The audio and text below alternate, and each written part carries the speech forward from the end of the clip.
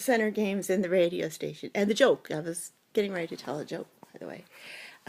But the radio, the car, I don't go in the car as much anymore with them, so I don't get to hear what's on the radio. I find that whether they intend to or not, but it is an adult radio station. It's a hard rock radio station. It's a no-holds-barred radio station, and innuendo is sometimes more inappropriate than anything on that station. Chris liked to listen to it when Emma was little, and a lot of the times we eventually started carrying the iPod or the phone and doing our own music programming, because the music itself, even if there is a bad word in it, it just sort of goes with the music, and I would be there to sort of throw it up and, erase it as the word anyway. And a music style is what it is. I was going to finish the three demands. One was to take the cotton out of my ears, but I always wore cotton in my ears when I was younger because I had a lot of inner ear infections, which maybe it's just from touching my ears.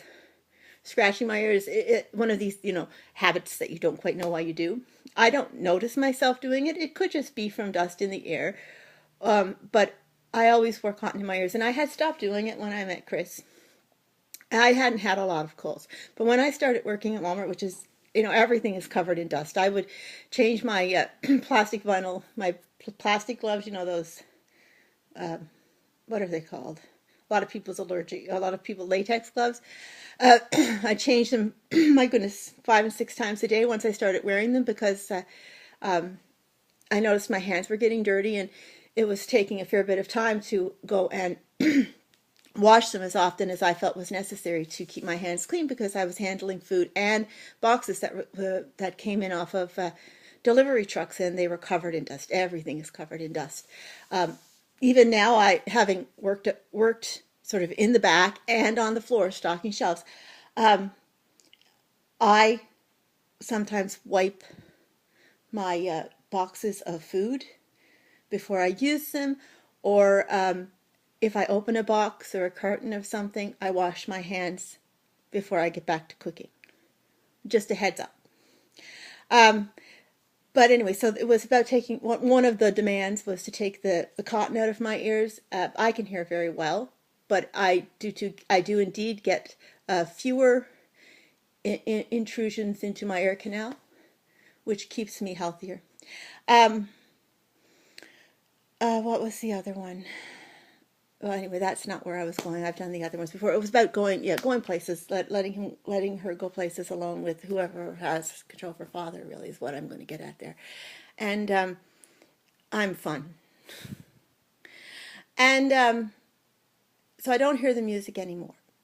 But I do still have that station on in my car, because I've given up, because in some ways, if I don't hear the subliminal messages that come with those musics, and in some musics, here we go, right? Yeah.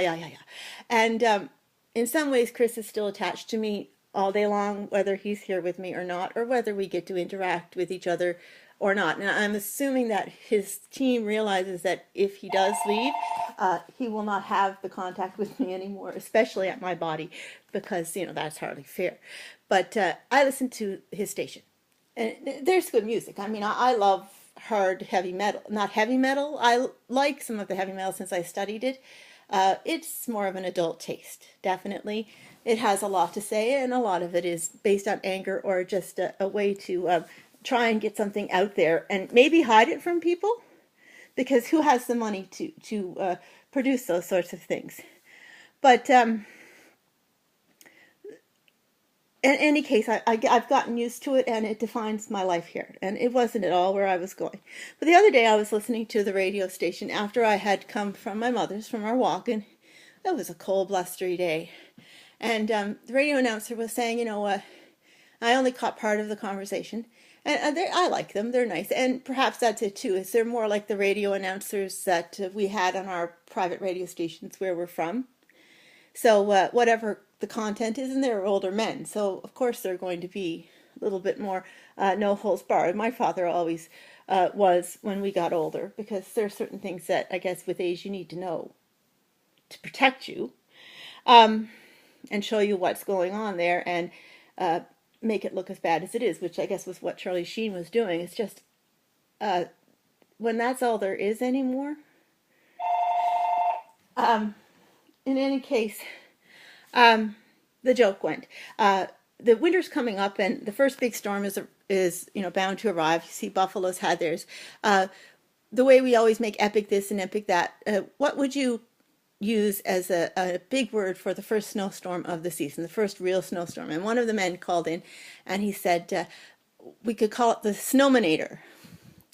And he said, the big storm, and snowmen are have to do with storms, and Ader always has to do with like the Terminator.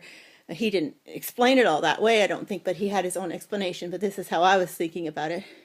So the Snowmanator, and he said, then when your wife goes out to shovel the driveway and doesn't come back in, and someone says, what happened to your wife? And you can go, the Snowmanator. Well, I thought it was pretty funny. But my center games.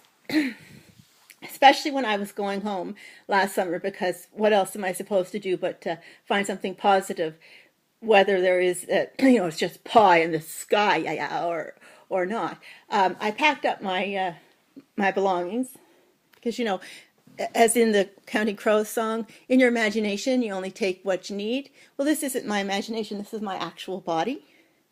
So everything I have, I want to keep and need. And another one of the things that this new friendship grouping, or this new, power to the man, power to the people, has done is shown that because I raised my child and did attempt to find work, but there isn't any that they can give me here in our practically communist province, and still have me be able to look after my child or be in town or not hit the highway, because I'm not a highway driver at all.